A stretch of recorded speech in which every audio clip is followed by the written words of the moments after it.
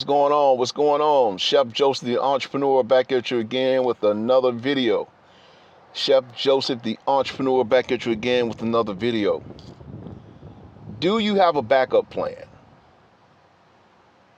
Do you have a backup plan? What do you mean, Chef? I got me a job. I got me a car. My tank is full. Baby got shoes. All that. That's all good. Rent paid. Yeah, that's all good. But do you have a backup plan? What if the plan that you have dries up?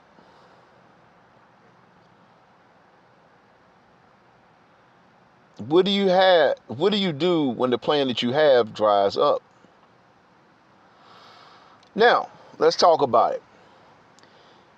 There's a song that comes to my mind by, who was that group? Gosh, I can't even think now. But to those of you who are in my age range, seasons change, feelings change. It's been so long since I found you, it seems like yesterday. Seasons change, people change. Seasons change, y'all. People change. Plans change. The world changes. And what you did last year may not be what works this year. Do you have a backup plan? Is what I'm saying. There's a situation that I've experienced personally where a few years ago things were a certain way, and when you look up a couple of years later and I want to go back to that plan, or when I looked up a couple of years later and I want to go back to that plan, guess what? The season had changed.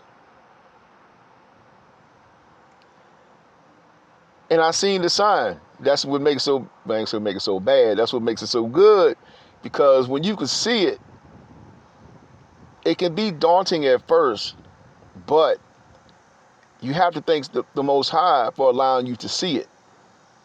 See, when you see it, you have time to run for shelter, to cover, to come up with a backup plan. You have things that you can do, to basically, so you can, pivot. Is what I've said before. And you have to be able to have a backup plan just in case your plan A doesn't work. Or if your plan A is working, you still want to have a plan B.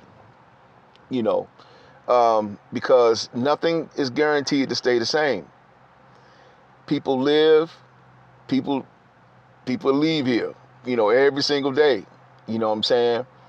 And you have to be prepared for when the season shifts. It's wise anyway. How many of you can experience that? Like the video, subscribe to the channel, cool. How many of you all can identify that when you have set out to do something that used to work and it no longer works anymore? That's because the seasons change. And since the seasons change, you have to be willing to pivot. You have to be willing to reposition yourself. You have to be willing to do that in order to stay ahead of the curve. You know what I'm saying? I don't know about y'all, but it's a dangerous thing, in my opinion, to not have a plan. It's a dangerous thing to not have a plan. Because with everything happening in the world today, and if you still stuck on plan A that worked 2 years ago, it may not be working anymore. It may not work anymore 2 years later. And when that season changes, or when you see that, you have to reposition yourself. I told y'all before in an older video, a video that I did a while ago, and something that my mentor had told me, Mr. Johnson, shout out to you up in the heavens, But he told me something one day, and I'm going to pass it to you. And I've said it before, but I'm going to pass it to you again. And he said, do you know what the most two powerful words in the dictionary are? The two, no, no, the two, no, no, no.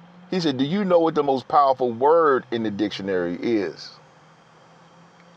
And I'm like, out of all them pages in the dictionary,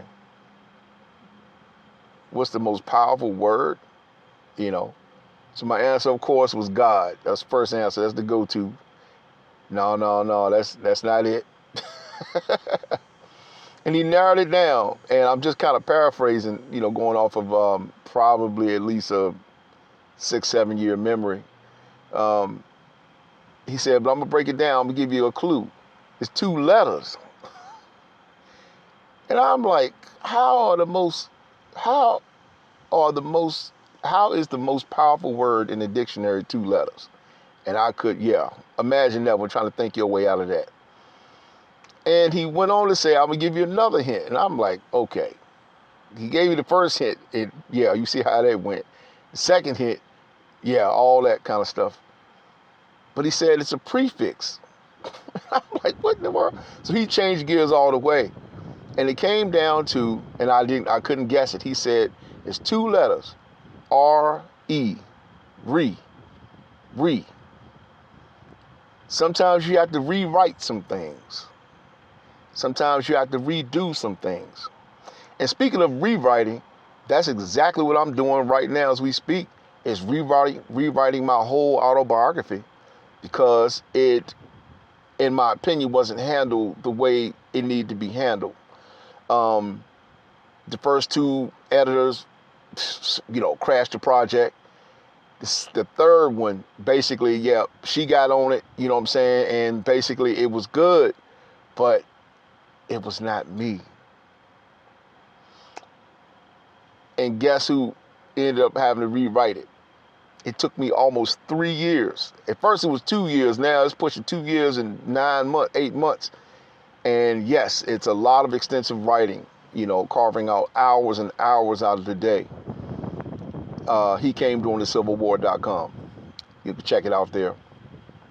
And so, and if you want pre-order it, you can actually do that too. But what I've learned from that experience is that if you have something that you need to do or want to do for self, you make sure your hands are on it all the way. Don't trust other people with your story, because only you know it. You lived it. But back to the prefix re. And if I'm saying I think it is a prefix. It's before. So it's a prefix. And so the power of when you have to rewrite some things, such as I just said, you have to redo some things. You may have to rebuild some things. You may have to rewind some things. You may have to replay some things or redefine what it is to be successful. You know what I'm saying? And reconstruct. There's another one. We can go down the list. When you have to redesign or rebuild anything in your life, or re-strategize or rethink or reconsider some things, it's not necessarily a bad thing. Because if you notice, like anytime you have to redo something, or, it's going to make it better, such as reinforce. See what I'm saying? Rebuild, reinforce. You know what I'm saying? That only means it makes it stronger. That's what it means. It makes it stronger to endure. And so sometimes if you have to redo things in your life, or revisit some old places in your life, don't be upset, because actually it could be strengthening you. Now, let's bring it back to myself. When I first did put my autobiography together, it literally took me 2 years to write it. And day in, day out, it just wouldn't let me go. The book, that is. And I can tell you that looking at my original manuscript, I thought it was good. And I passed it to who I thought could tighten it up. And that's what I meant. That's what I meant. It went to 2 editors, and it wasn't cool at all. It wasn't my voice, And now I had to rewrite it. There we go. I had to rewrite it. I had to reconstruct some sentences. See?